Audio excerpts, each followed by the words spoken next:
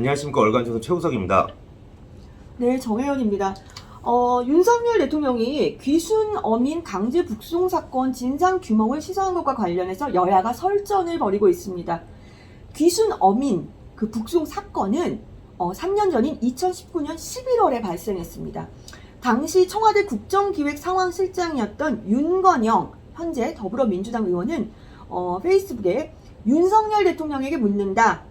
엽기 살인마를 보호하자는 말씀인가? 라면서 윤석열 정부가 서해 공무원 피격 사건에 대해 근거도 없이 정치 공세의 도구로 활용하더니 16명의 무고한 동료를 죽인 흉악범죄 북한 어민의 북송 사건을 2탄으로 꺼내 들었다라고 했습니다. 자, 우선 정확히 이제 이 사건에 대해서 이제 알아야 되는데 이제 등장 인물인 윤건영 의원. 자, 일단 이분 국정상황실장을 했던 네. 문재인 전 대통령의 최측근이죠. 최측근이죠. 그러니까 이제 국정상황실장, 그러니까 국정기획상황실장이라는 자리는 그렇죠. 문재인 정부에서 아주 핵심적인 자리였고요. 그 윤건영 의원은 문재인 전 대통령이 국회의원 시절에 보좌관이었어요. 네. 네, 보좌관이었으니까 최측근이죠. 그리고 최측근이죠. 문재인 전 대통령 되자마자 이게 국정기획상황실장이 됐으니까 측근 중에 측근이라고 볼 수 있죠. 친문, 핵심 친문. 네. 그렇죠. 간단히. 간단히. 자, 지금 윤건영 의원이 말한 귀순 어민 북송 사건 이거에 대해서 한번 좀 얘기를 좀 해주시죠. 그러니까 이거예요. 북한 어민 2명이 탈북해 귀순 의사를 밝혔어요. 네. 우리 정부가 판문점을 통해 근데 우리 정부가 판문점을 통해서 북한으로 이 2명을 추방했어요.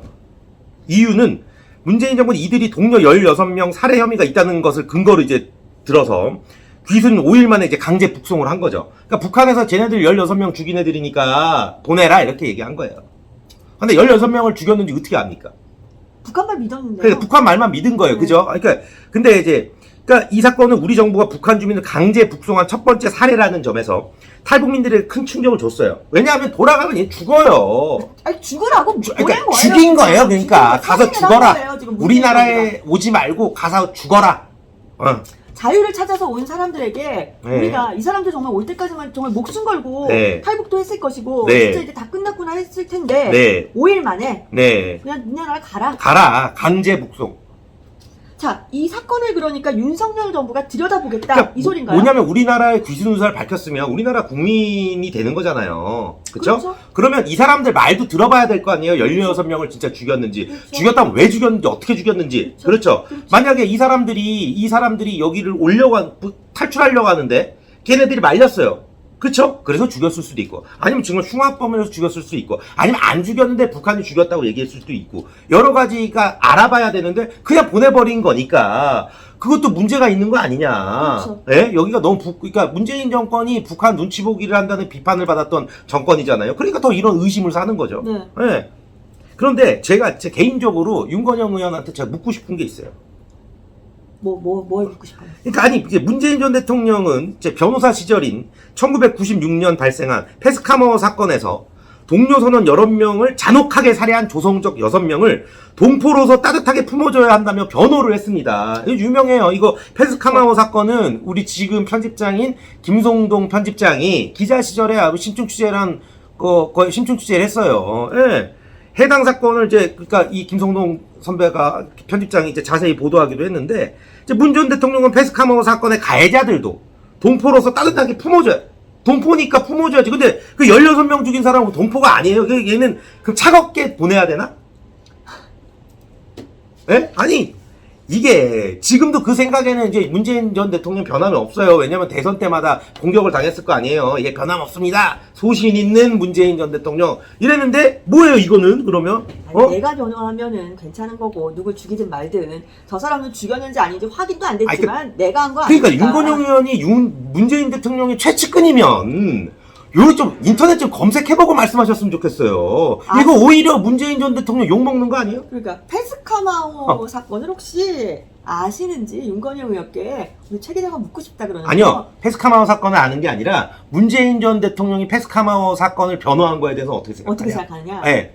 근데 그 사건 자체도 정말 저희도 이제 저희가 보도했으니까 기억을 하는데 정말 잔혹한 사건이죠. 잔혹한 사건이죠. 이게 뭐 영화에서 막 나오는 사건이에요. 이제 1996년 제 이제 고등학생 때이네요. 예. 8월 3일 하필 8월 3일입니다. 제 생일 다음 날.